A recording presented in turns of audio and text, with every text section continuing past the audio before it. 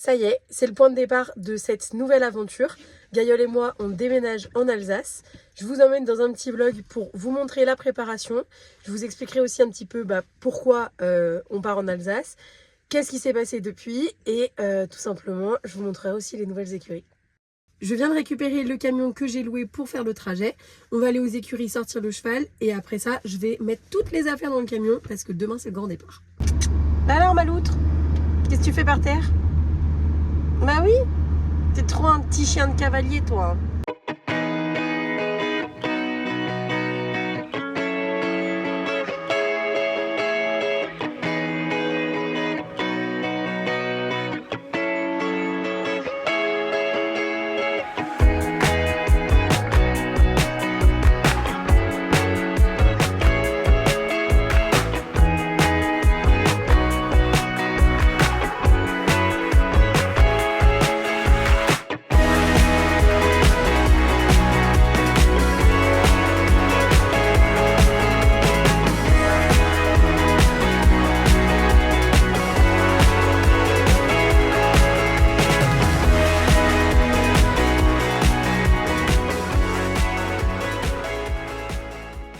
Donc pendant que moi je suis en train de charger tout le camion, il y en a un qui profite bien de ne rien faire du tout. Surtout, m'aide pas à charger le camion. Hein.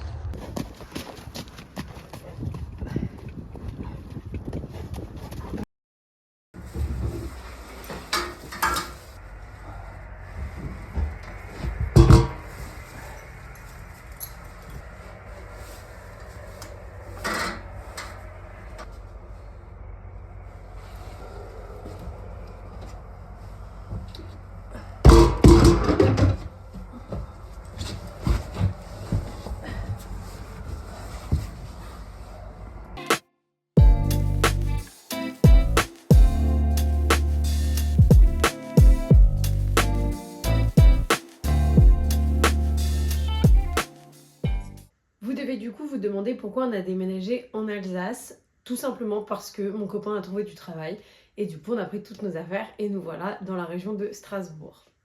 Je voulais profiter de cette vidéo pour vous donner 3 conseils pour déménager son cheval sereinement, surtout quand il s'agit d'un déménagement long dans une autre région.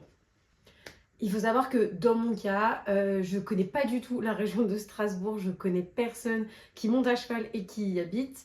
En plus de ça, je n'ai pas de transport et au moment où on a déménagé le cheval, il avait des gros soucis de santé. Du coup, le premier conseil que je peux vous donner, c'est de prendre le temps de bien choisir vos écuries. Moi, j'avais vraiment envie de trouver un endroit où mon cheval se sente bien, où on puisse enfin solutionner ses soucis de santé. Et j'avais 3 critères en tête. Le premier, c'était une écurie à la campagne parce que Strasbourg, c'est une grande ville et je voulais vraiment que le cheval ait des espaces verts et de la place et un endroit où on pouvait partir en balade et où il y avait des paddocks où le cheval puisse aller dehors la journée. Je voulais aussi trouver un endroit où le coaching était adapté à nos attentes sportives parce que malgré tout, on a encore des objectifs, on en aura toujours, je pense. Et j'avais vraiment besoin d'être accompagnée à travers ces objectifs, surtout dans une région où je n'avais personne pour m'aider. Et enfin, je souhaitais vraiment trouver une écurie où je me sente bien moi aussi, où le cheval ait tout ce qu'il lui faut, où je pouvais venir tous les jours sans me sentir pas à ma place. Et tout simplement une écurie où on allait rester longtemps. C'est chose faite, on a trouvé et vraiment c'est le paradis pour le cheval et pour moi.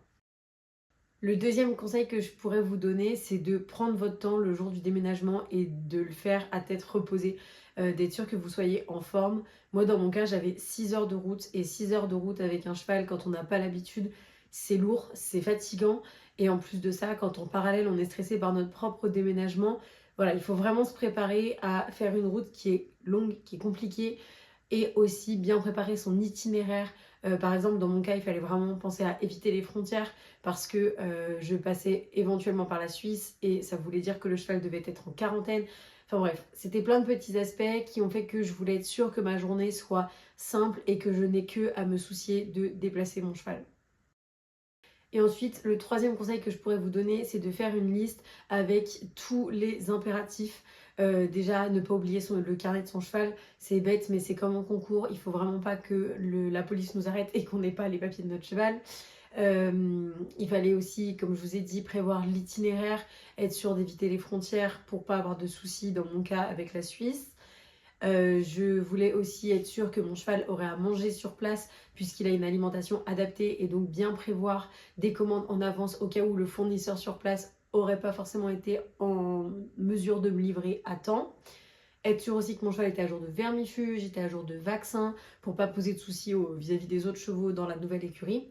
Et aussi vis-à-vis de sa condition santé, j'ai vraiment fait en sorte de préparer le déménagement en amont et après le jour J en lui administrant ce qu'il lui fallait pour éviter d'autres crises d'ulcères.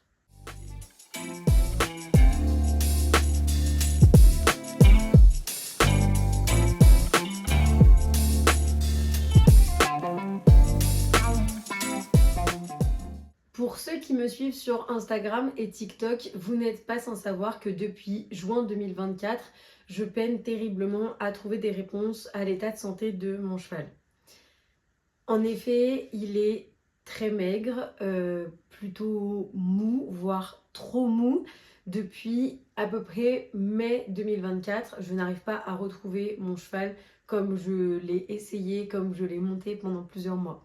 J'avais déjà procédé à une batterie de tests en juin qui nous avait révélé des ulcères que nous avons traités et une pyroplasmose.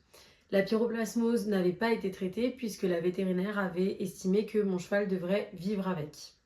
Après 1 mois et demi de traitement pour les ulcères, le cheval ne reprenait pas de poids, était toujours relativement mou, même s'il avait l'air d'être un peu soulagé de ses douleurs gastriques. Mais je ne trouvais pas de solution pour le faire grossir tout simplement. Comme vous pourrez le voir sur ces vidéos et ces photos, le cheval était clairement beaucoup trop maigre. Je n'avais pas eu de feu rouge de la part du vétérinaire pour le travail. J'avais aussi donc continué à travailler et au final, il a continué à perdre du poids tout l'été et en septembre, j'ai pris la décision d'arrêter de travailler et de tout simplement lui laisser voire plusieurs mois de repos où le cheval allait simplement en balade, allait brouter de l'herbe dans le grand champ d'à côté et s'il en avait l'envie, il avait le droit de trotter, galoper bien évidemment quand je le laissais en liberté ou à la longe, chose qu'il ne faisait pas. Il a été retraité pour les ulcères en novembre en pensant que c'était la cause de tous ses soucis et malheureusement je n'ai pas réellement vu de différence. Je l'ai quand même remis un petit peu au travail fin novembre parce qu'il avait tout de même repris un petit peu dans l'espoir encore une fois que peut-être le travail lui manquait, peut-être qu'il avait besoin de distraction. Ça n'a pas marché et en arrivant en Alsace, j'ai eu la chance de tomber sur une écurie qui est tout simplement à 2 minutes d'une clinique. Et j'ai pris la décision de le ramener en clinique pour faire tous les tests possibles pour trouver l'explication de pourquoi mon cheval était aussi apathique, aussi mou et aussi désintéressé par ce qu'on lui proposait. Il avait clairement un peu perdu le côté pétillant qu'il pouvait avoir et j'étais vraiment inquiète vis-à-vis de son manque de poids tout simplement. Et je n'avais pas envie de créer d'autres problèmes liés à son manque de poids et son manque de musculature, à savoir d'éventuelles douleurs articulaires. Donc je me suis dit qu'il était vraiment temps de trouver la solution pour de bon. Avec l'équipe de la clinique, on a donc fait une batterie de tests, à savoir prise de sang, gastroscopie, biopsie, échographie, pour vraiment trouver la cause de son manque de prise d'état. La prise de sang a évidemment révélé que le cheval était toujours positif à la pyroplasmose puisqu'aucun traitement n'avait été fait depuis juin. Et la vétérinaire m'a expliqué que nous aurions dû traiter cette pyroplasmose puisqu'il existe 2 types d'infections, l'infection par Babesia et l'infection par Theileria. L'infection par Theileria, il n'existe pas de traitement et effectivement les chevaux vivent avec, mais cependant il existe des traitements pour Babesia.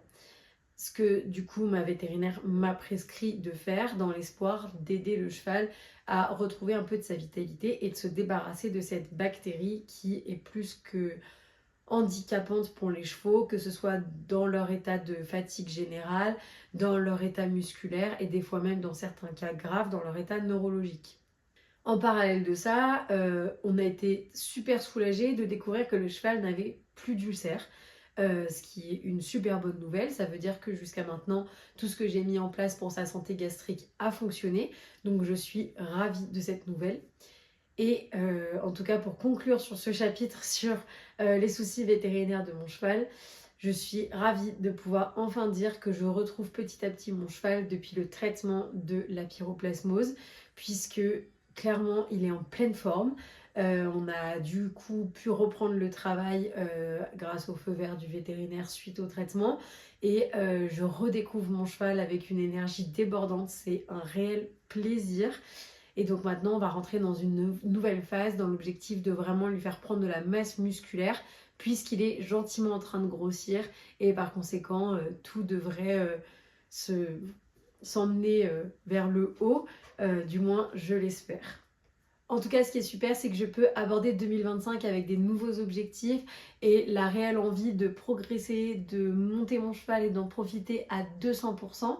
On a déjà eu l'occasion de reprendre les cours, on a repassé quelques barres. C'est un réel plaisir pour le cheval et pour moi.